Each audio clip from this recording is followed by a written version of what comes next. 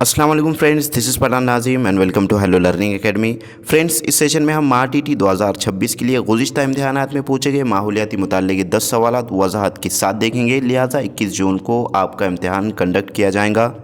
इसी को मद्देनज़र रखते हुए हेलो लर्निंग एकेडमी पर न्यू बैच स्टार्ट की गई हैं, जिसमें आपको डेली लाइव लेक्चर्स मिलेंगे। और अगर से आपका लाइव लेक्चर मिस हो जाता है तो रिकॉर्डेड फॉर्मेट में अवेलेबल रहेगा। उसी के साथ तमाम मज़ामीन के PDF नोट्स आपको दिए जाएंगे। 5000 plus MCQs and PYQs practice के लिए आपको दिए जाएंगे। तो फ्रेंड्स, एक पेपर के लिए फ़ीस 999 हमने रखा है, और अगर आप दोनों पेपर ज्वाइन करते हो तो 1299 इसकी फ़ीस है। अगर आप इंटरेस्टेड हो तो अभी जाकर प्ले स्टोर से हेलो लर्निंग एकेडमी एप्लीकेशन को डाउनलोड कीजिए और वहाँ से आप कोर्स ज्वाइन कर सकते हो। अदरवाइज़ अगर से आपको कोई इंक्वायरी करनी हो तो नीचे दिए गए नंबर पर व्हाट्सअप या कॉन्टैक्ट कर सकते हो। तो फ्रेंड्स, वक्त को ज़ाया ना करते हो, चलते हम क्वेश्चन की तरफ।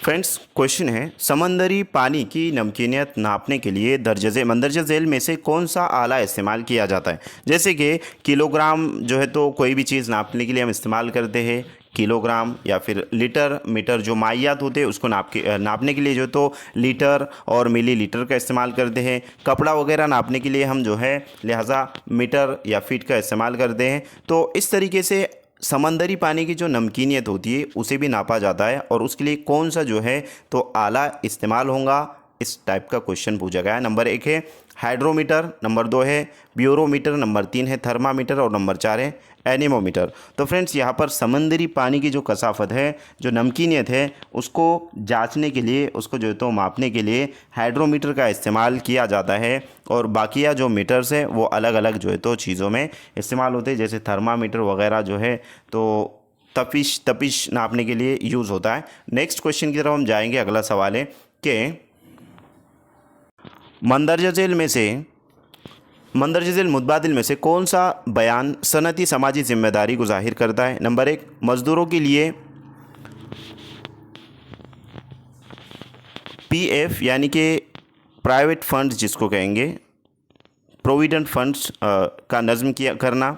नंबर 2 है सनतों के टैक्स की अदायगी करना, ये प्रोविडेंट फंड कहते हैं इसको, PF का नज़म करना। खैर, सनतों की टैक्स की अदायगी करना। उसके बाद है नंबर 3, सनतों के मुनाफे का 2% CSR फंड में जमा करना। और लास्ट है कारकुनों के लिए पालना घर यानी कि डाई केयर शुरू करना। तो मंदरजा झेल मुतबादिल में से कौन सा जो है तो सनती जिम्मेदारी को जाहिर करता है। तो लिहाजा यहाँ पर इस क्वेश्चन का करेक्ट आंसर रहेगा ऑप्शन नंबर 3 कि सनतों के मुनाफे का 2% जो है तो CRS फंड में जमा करना। नेक्स्ट क्वेश्चन की तरफ बढ़ते अगला सवाल है, बैनुल अक़वामी तंजीमों के नाम और सदर दफ्तर वाले मुल्क की मुनासिब जोड़ी पहचानिए। यानी कि यहाँ पर जो है तो कहाँ पर कौन सा सदर दफ्तर मौजूद है। ये बैनुल अक़वामी तंजीमें आपको दी गई, जैसे कि यूरोपीय यूनियन है, उसके बाद है आलमी तिजारती तंजीम है, उसके बाद है सारिक है, और उसके बाद है आसान है। तो आसन है, तो यहाँ पर यूरोपीय यूनियन जो है, लिहाजा ये यूरोपीय यूनियन ये बेल्जियम में है। और बेल्जियम जो है तो कहाँ है तो ये ब्रुसेल्स में मौजूद है। तो यहाँ पर जो है तो ब्रुसेल्स में बेल्जियम मौजूद है, और यूरोपीय यूनियन वहाँ पर है। तो फ्रेंड्स, यहाँ पर मुनासिब जोड़ी कहाँ है, यानी कि मुनासिब जोड़ी जो है तो वाला जो क्या कहेंगे उसको, मुनासिब जोड़ी कौन सी, तो यूरोपीय यूनियन तो वियना में नहीं है, आलमी तिजारती तंजीम जेनुआ में है, सारिक। तो ये जोड़ियाँ दिए गए, इसके सामने जो तो जोड़ी है, और कौन सी जोड़ी करेक्ट है, इस तरीके से क्वेश्चन पूछा गया है। तो घुमा फिरा कर आपको ऐसे क्वेश्चन पूछा जा सकता है, ज़्यादा इम्कान है। और ये जोड़ियाँ वाला जो क्वेश्चन होता है 100% जो है तो फ्रेंड्स पूछा जाता है। तो लिहाजा यहाँ पर एक ही जो है तो करेक्ट आंसर रहेगा, तो वो रहेगा, जैसे कि सबसे पहले हम देखेंगे तो यूरोपीय यूनियन जो है फ्रेंड्स वो वियना में नहीं है, बल्कि वो जो है तो बेल्जियम यानी कि ब्रुसेल्स में मौजूद है। बेल्जियम में ब्रुसेल्स एक जगह का नाम है, मकाम का नाम है, वहाँ पर मौजूद है। आलमी तिजारती तंजीम जो है तो ये जोड़ी करेक्ट है, ये जेनुआ में है, और जेनुआ जो है तो स्विट्ज़रलैंड में है। ये जेनुआ जो मकाम है ये स्विट्ज़रलैंड में है, जहाँ पर आलमी तिजारती तंजीम है, ये करेक्ट आंसर है। और उसके बाद है सारिक। तो ये जो 4 ऑप्शंस का वजाहत का मकसद ये है कि अगर इस टाइप का क्वेश्चन पूछा जाता है तो ये जो जोड़ियाँ है ये इधर उधर हो सकते हैं, यानी कि एज इट इज़ पूछा जाएगा, लेकिन आंसर ये नहीं बल्कि ये तीनों में से एक होगा। इस तरीके से भी क्वेश्चन का पैटर्न हो सकता है। तो सारिक किसको बोलते हैं, किसको कहते हैं? तो फ्रेंड्स ये जो है तो काठमांडू में है, यानी और काठमांडू जो है तो नेपाल में है, ना कि जकार्ता में। उसके बाद है आसान। आसन जो है तो काठमांडू में नहीं है बल्कि ये लिहाजा जकार्ता में है, जो कि इंडोनेशिया में है। तो यहाँ पर इसकी जोड़ी रॉन्ग रहेंगी, इसकी भी रॉन्ग रहेंगी, लेकिन करेक्ट जो आंसर रहेगा ऑप्शन नंबर 2 रहेगा। उसकी जो जोड़ी है फ्रेंड्स वो है आलमी तिजारती तंजीम की जोड़ी जेनवा। नेक्स्ट क्वेश्चन की तरफ हम बढ़ते हैं। अगला सवाल है कि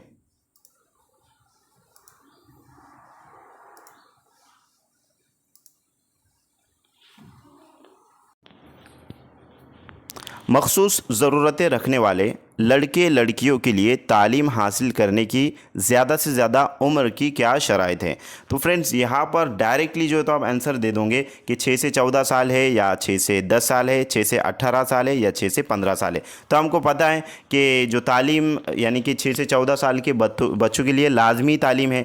तो यहाँ पर फ्रेंड्स ये घुमा फिरा कर क्वेश्चन पूछा गया है और बहुत ही ज़्यादा कन्फ्यूज़न वाला सवाल है। अक्सर जो है तो गलतियाँ यहाँ पर स्टूडेंट्स कर बैठते हैं और 6 से 14 साल ऑप्शन नंबर 1 टिक कर कर आ जाते हैं, और आप भी जो है तो अभी वही गलती करने वाले थे।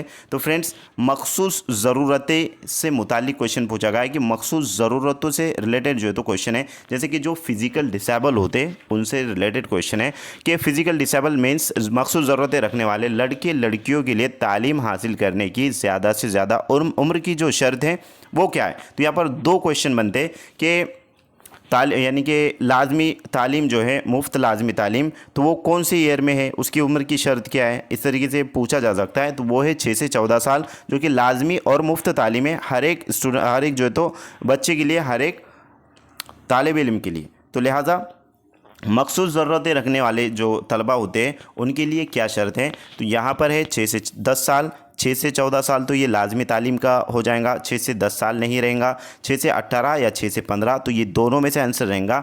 तो फ्रेंड्स इसका जो करेक्ट आंसर है वो है 6 से 18 साल। जो अपाइज बच्चे होते हैं यानी कि फ़िज़िकल डिसेबल होते हैं तो उनसे रिलेटेड क्वेश्चन है, और यहाँ पर अक्सर स्टूडेंट्स गलती कर देते हैं और 6 से 14 साल जो तो ऑप्शन को टिक करके आ जाते हैं, यहाँ पर 1 मार्क उनका कट जाता है। तो आपको ये अच्छे से ध्यान में रखना है। यहाँ पर 2 क्वेश्चन बनते हैं, एक मखसूस ज़रूरत वाला और एक लाजमी तालीम के लिए उम्र की जो है तो क्या हद है, इस तरीके से क्वेश्चन पूछा जा सकता है। तो यहाँ पर करेक्ट आंसर रहेगा ऑप्शन नंबर 3। नेक्स्ट क्वेश्चन की तरफ बढ़ते हैं। अगला सवाल है कि नदी और उसके माविन नदी का गलत मुतबादिल कौन सा है? नदी और उसके माविन नदी, नंबर 1 है सिंध रावी, नंबर 2 है गंगा कोसी, नंबर 3 है कृष्णा ब्रह्मपुत्र, और नंबर 4 है तापी गिरना। तो फ्रेंड्स यहाँ पर जो करेक्ट माविन नदी कौन सी जो है तो नदी से निकल रही है, इस टाइप का क्वेश्चन पूछा गया है। लिहाजा इस क्वेश्चन का करेक्ट आंसर रहेगा ऑप्शन नंबर 3 कृष्णा को जो है तो ब्रह्मपुत्र, कृष्णा नदी से ब्रह्मपुत्र नदी निकलती है, सिंध से रावी नहीं निकलती, और गंगा से कोसी नहीं, और तापी से गिरना नहीं। तो इस तरीके से है, ये नदियों के ताल्लुक से भी क्वेश्चन आ सकता है। लिहाजा आपको मैप डाउनलोड कर लेना है नेट से, नदियों का मैप, और उसमें आप अच्छे से चेक कर सकते हो। नेक्स्ट क्वेश्चन की तरफ चलते हैं। अगला सवाल है, तो इस क्वेश्चन का correct answer option number 3 Mangalyaan Bharat का अहम मंसूबा किस नाम से मशहूर है? जो मंगलयान है भारत का मंसूबा है उसको क्या कहते हैं, किस नाम से मशहूर है? नंबर 1 है मॉम, नंबर 2 है MARSE, नंबर 3 है ऑर्बिट मिशन, और नंबर 4 है मंगल स्पेसयान। तो फ्रेंड्स ये जो क्वेश्चन पूछा गया है, लिहाजा ये पंजुम जमात की जो EVS की बुक है माहौलियाती मुताल्ला फर्स्ट, वहाँ से क्वेश्चन किया गया है। चैप्टर नंबर 1 ही है वो, और वहाँ से जो तो ये क्वेश्चन आया है। लिहाजा यहाँ पर भारत में जो मंसूबा है मंगलयान उसको किस नाम से यानी कि मशहूर है? तो वो इसका करेक्ट आंसर है ऑप्शन नंबर 1 मॉम, यानी मार्स ऑर्बिट मिशन जिसको कहते हैं, Mars orbit mission. Next question की तरफ चलते हैं। अब यहाँ पर मार्स है और ऑर्बिट मिशन है, तो ये अलग अलग दिया गया है, लेकिन इसको जो है तो MOM यानी कि मार्स ऑर्बिट मिशन के नाम से जो है तो वो मशहूर है। नेक्स्ट क्वेश्चन है अगला उस ग्रोह के नबातात को आलम नबातात के जलथलिए भी कहते हैं, यानी कि जलथलिए कहते हैं। कौन से जो है तो नबातात है जिसको आलम नबातात की जलथलिए कहते हैं? नंबर 1 है थियोलोफाइटा, नंबर 2 है ब्रायोफाइटा, नंबर 3 है ट्रेडोफाइटा और नंबर 4 है एंजियोस्पेर्स यानी कि बंद बच्चा। तो यहाँ पर इस क्वेश्चन का correct answer option number 2 bryophyta, ये जो है तो नबातात के आलम के जलथलिए इसको कहते हैं। ऑप्शन नंबर 2 करेक्ट आंसर है। नेक्स्ट क्वेश्चन है बरके रुबा की बनावट से ताल्लुक़ रखने वाली खुसूसियत का मुतबादिल कौन सा है? बरके रुबा सॉरी। तो यहाँ पर नंबर 1 है तांबे की लंबी पट्टी। बरके रुबा की बनावट से ताल्लुक़ रखने वाली जो खुसूसियत है वो इन चारों ऑप्शन में से कौन सा है? तांबे की लंबी पट्टी, नंबर 2 है लोहे की चादर से जुड़ा हुआ दूसरा सिरा, नंबर 3 है कोयला और नमक के आमेजे को ज़मीन में गड़ा करके लोहे की चादर खड़ी की जाती है, नंबर 4 है तांबे की लंबी पट्टी ऊपरी सिरे पर भाले की तरह नुकीला। तो यहाँ पर बरके रुबा से रिलेटेड पूछा गया है। तो फ्रेंड्स इस क्वेश्चन का करेक्ट आंसर ऑप्शन नंबर 2 लोहे की चादर से जुड़ा हुआ दूसरा सिरा, ये बरके रुबा की बनावट से ताल्लुक़ रखने वाली खुसूसियत का मुतबादिल है, ऑप्शन नंबर 2। नेक्स्ट क्वेश्चन है फ्रिज से बाहर निकाली गई ठंडे पानी की बोतल के बैरूनी सतह पर जमाशुदा पानी के ख़तरात की मुनासिब वजह बताइए।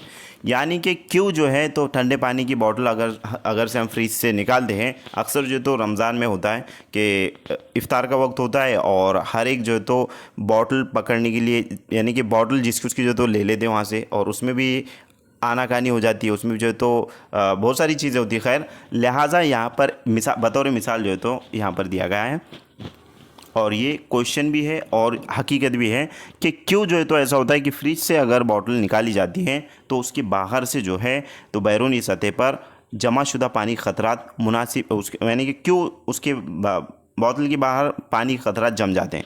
नंबर 1 अमल तफ़ख़ीर की वजह से, नंबर 2 है अमल तस्ईद की वजह से, नंबर 3 है अमल तकसीफ़ की वजह से, या फिर नंबर 4 तफरीक़ी तरीक़ा। तो यहाँ पर तफरीक़ी तरीक़ा और अमल तस्ईद, तो फ्रेंड्स ये अमल तस्ईद और तफरीक़ी तरीक़ा नहीं होगा, अमल तफ़ख़ीर और अमल तकसीफ़ ये दोनों में से उसका आंसर है। तो लिहाजा अमल तफ़ख़ीर किसे कहते हैं और अमल तकसीफ़ किसे कहते हैं ये हमें पता होना चाहिए, क्योंकि ईजी कंसेप्ट है लेकिन इस पर क्वेश्चन आ सकता है, और ये ईवीएस का पार्ट है और साइंस का भी जो है तो ये पार्ट है। लिहाजा अमल तफ़ख़ीर कहते हैं, अमल तफ़ख़ीर पानी का भाप बनकर हवा में उड़ना, बुखारात की शक्ल इख्तियार करके जो तो हवा में उड़ना और ऊपर जा कर के उसकी जो है तो तय जम जाती है। लिहाजा वहाँ पर जो है तो वो सर्द होते हैं और सर्द होने के बाद बारिश की शक्ल इख्तियार कर लेते हैं, लिहाजा बारिश की शक्ल में वापस जो है तो ज़मीन पर गिरना, इसको तकसीब कहेंगे। और दूसरी मिसाल उसकी ये है कि सर्दियों में आपने देखा होगा कि जो गाड़ियाँ होती है बाहर खड़ी हुई होती है उसके कांच के ऊपर बारीक बारीक कतरे जो है तो नज़र आएंगे, जिसको हम शबनम कहते हैं। हकीकत में जो है तो वो शबनम जो होती है वो ठंडे पानी के वो जो है तो वो जो ख़तरात होते हैं, लिहाजा वो बुखारात होते हैं, आबी बुखारात, जो कि ठंडी की यानी कि जो कि ठंड की वजह से सर्द होकर के जम जाते हैं, और जब धूप धीरे धीरे निकलती है तो वो हवा में खारिज हो जाते हैं और पत्तों पे से भी जो है तो वो टपकते हैं नीचे, सर्दियों में अक्सर जो है तो देखते हैं। लिहाजा ये अमल तकसीफ़ इसका करेक्ट आंसर रहेगा, अमल तकसीफ़ की वजह से ऐसा होता है।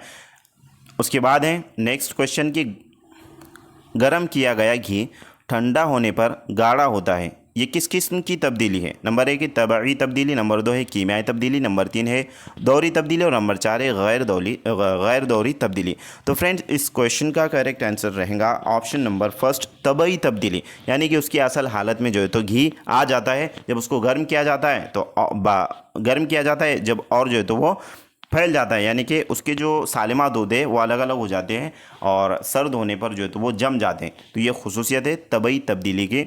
लिहाजा मैं उम्मीद करता हूँ कि आपको तमाम तर क्वेश्चन अच्छे समझ में आएंगे। अगर किसी का कोई डाउट है, किसी को कोई क्वेश्चन करना है तो कमेंट बॉक्स में ज़रूर आप कमेंट कीजिए, आपके कमेंट का रिप्लाई दिया जाएगा। लिहाजा वीडियो अच्छे लगे तो एक लाइक ज़रूर करें और अपने फ्रेंड सर्कल में ज़्यादा से ज़्यादा इस वीडियो को शेयर कीजिए। अगर से आपने स्टडी स्टार्ट नहीं किए तो जल्द से जल्द फ्रेंड्स स्टडी स्टार्ट कीजिए, क्योंकि बहुत ही कम वक्त हमारे पास है।